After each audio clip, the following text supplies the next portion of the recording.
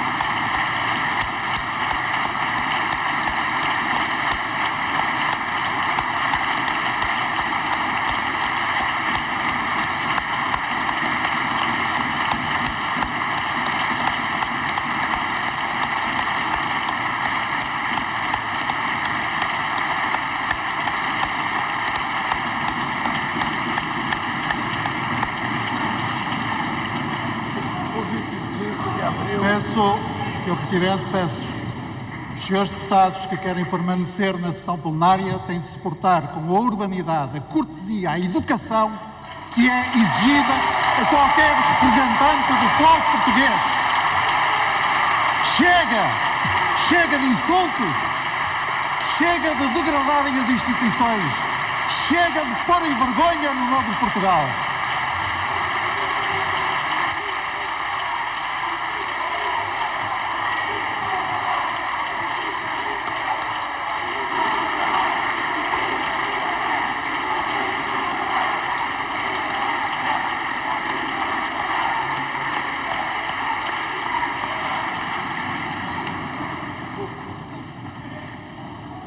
O 25 de abril permitiu que Portugal desse um verdadeiro salto para o futuro.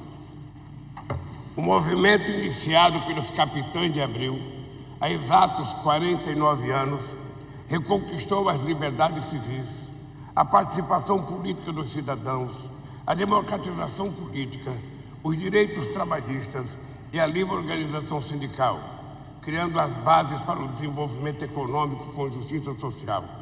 É isso que hoje estamos recordando e celebrando.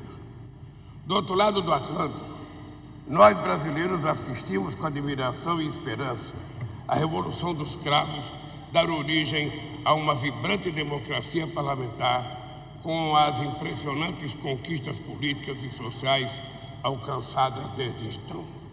O êxito dos nossos irmãos portugueses nos mostrava que, em breve, seria a vez de nós brasileiros iniciarmos nossa jornada rumo à reconquista da liberdade e da democracia. Enquanto em Portugal desmontava-se o aparelho repressivo a partir de 74, nós, no Brasil, ainda enfrentávamos as prisões políticas, os sequestros e assassinatos de operários, jornalistas e militantes perpetrados pela ditadura.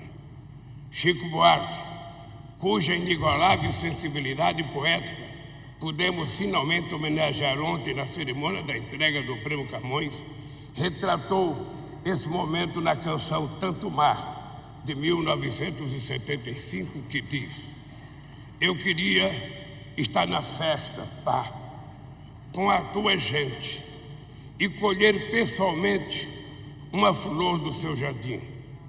Sei que há léguas a nos separar, tanto mar, tanto mar. Sei também quanto é preciso, pá, navegar, navegar.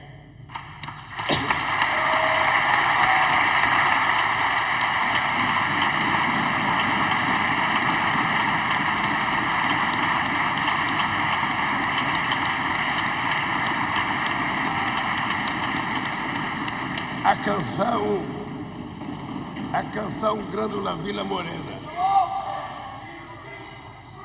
A canção Grândola Vila Morena, de José Afonso, também embalou a nossa luta no Brasil. Gradualmente, fomos ampliando a participação do povo na política. Passo a passo, revitalizando o movimento sindical, construímos um partido de base popular, encerramos os governos militares, promulgamos nossa Constituição Cidadã, realizamos a primeira eleição direta para presidente depois de 29 anos e logo elegemos o primeiro presidente de origem operária do Brasil e a primeira presidenta mulher do nosso país. Ainda assim, a democracia no Brasil viveu recentemente momentos de grave ameaça. Saudosos do autoritarismo, tentaram atrasar nosso relógio em 50 anos e reverter as liberdades que conquistamos desde a transição democrática. Os ataques foram constantes. Os irmãos portugueses assistiram a tudo, preocupados com a possibilidade de que o Brasil desse as costas ao mundo. Amigos e amigas,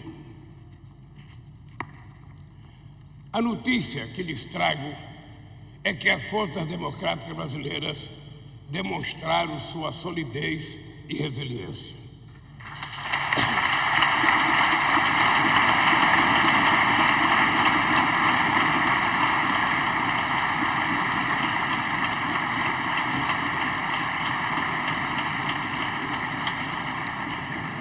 Tenho viajado o mundo para reencontrar nossos parceiros e tenho reafirmado que o Brasil, que todos sempre conhecemos, voltou à cena internacional. Um país que não aceita que o seu povo passe fome e que tem consciência de sua responsabilidade na segurança alimentar mundial pela diversidade e dimensão de seus recursos naturais.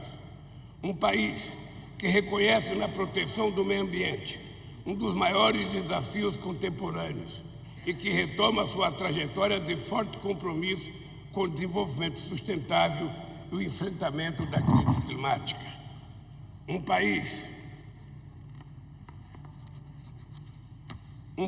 preparado a contribuir com a transição energética global, graças a uma matriz majoritariamente renovável e um enorme potencial de crescimento em energias limpas.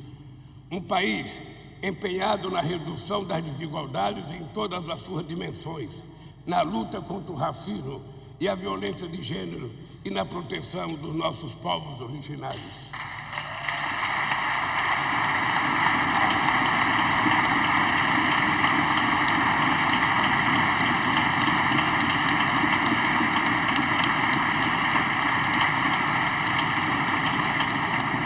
Senhoras e senhores, o mundo tem enfrentado múltiplas crises nas últimas 2 décadas. Temos visto o recrudescimento de ideologias extremistas impulsionadas pela ditadura dos algoritmos. Elas reduzem o espaço para o diálogo e a empatia propaga o ódio e constrange a expressão de nossa humanidade. Temos visto o aumento da desigualdade, da pobreza e da fome. A crise climática tem se agravado. Mais recentemente, tivemos de enfrentar a pandemia do Covid-19 e, paralelamente, fomos atacados pelo vírus da anticiência e do desprezo pela vida humana. No Brasil, vivemos a consequência trágica de demagogos, negacionistas. Durante a pandemia, 700 mil pessoas morreram vítimas da Covid. Metade dessas mortes poderiam ser evitadas não fosse a fake news, o atraso na vacinas e a negação da ciência feita pela extrema-direita do meu país.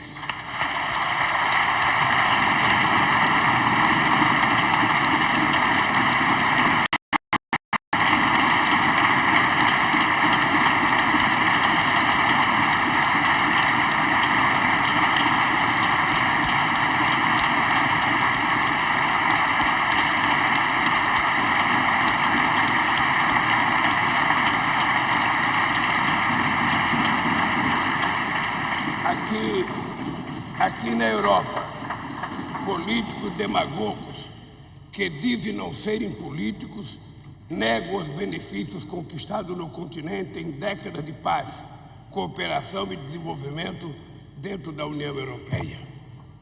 Eu considero a integração resultante da União Europeia num patrimônio democrático da humanidade.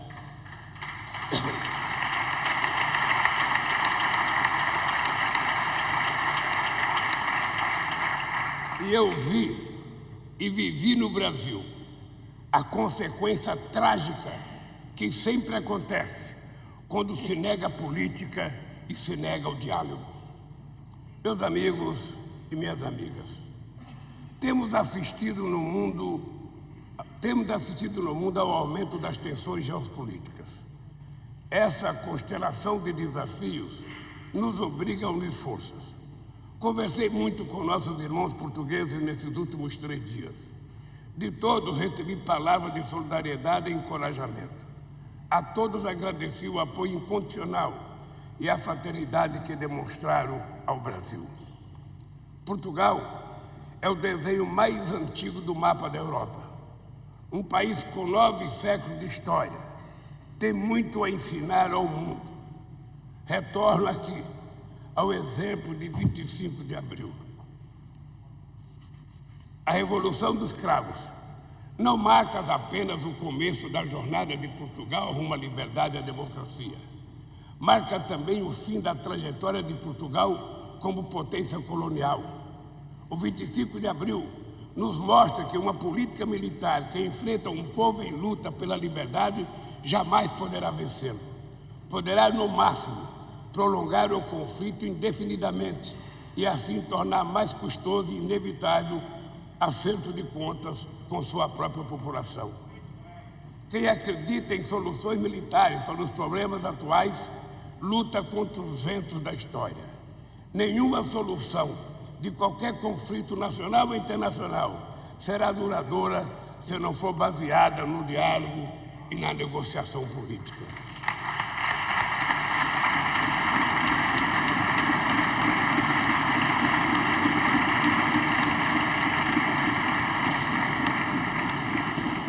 O Brasil compreende a apreensão causada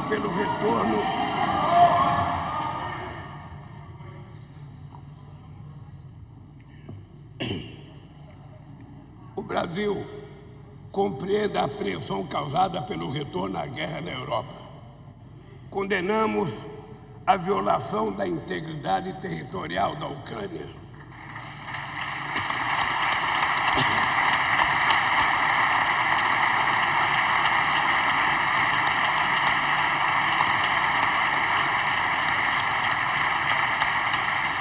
Acreditamos em uma ordem internacional fundada no respeito ao direito internacional e na preservação das soberanias nacionais. Ao mesmo tempo, é preciso admitir que a guerra não poderá seguir indefinidamente. A cada dia que os combates prosseguem, aumenta o sofrimento humano, a perda de vidas e a destruição de lares. As crises alimentar e energética são um problema de todo mundo. Todos nós fomos afetados de alguma forma pelas consequências da guerra. É preciso falar em paz. Para chegar a esse objetivo, é indispensável trilhar o caminho pelo diálogo e pela diplomacia. Senhoras e senhores, assim como os portugueses, nós brasileiros assumimos um compromisso absoluto com o multilateralismo. Esse compromisso nos força a reconhecer que as ferramentas da governança global se têm mostrado inadequadas para fazer frente aos desafios atuais. O Conselho de Segurança das Nações Unidas encontra-se praticamente paralisado. Isso ocorre porque sua composição, determinada ao fim da Segunda Guerra Mundial, 78 anos atrás, não representa a correlação de forças no mundo contemporâneo.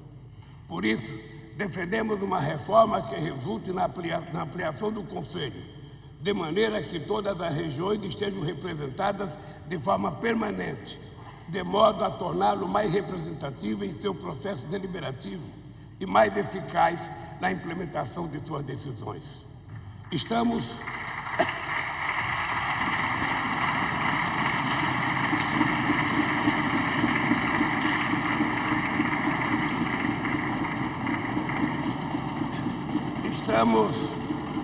retomando a tradição diplomática do Brasil. Estamos retomando a tradição diplomática do Brasil e renovando o nosso compromisso com as instituições multilaterais. Apoiamos o ingresso da CPLP como membro observador da Conferência Ibero-Americana, iniciativa que aproxima duas importantes esferas de diálogo e de concentração. Seguimos além disso, empenhados em avançar nas tratativas sobre o acordo entre Mercosul e União Europeia, criando vínculos ainda mais robustos entre nossas duas regiões. Sei que esta nova jornada que iniciamos não será fácil, mas o Brasil, assim como Portugal, é um país obstinado pela paz, obstinado pela justiça, obstinado pela inclusão social, obstinado pela liberdade.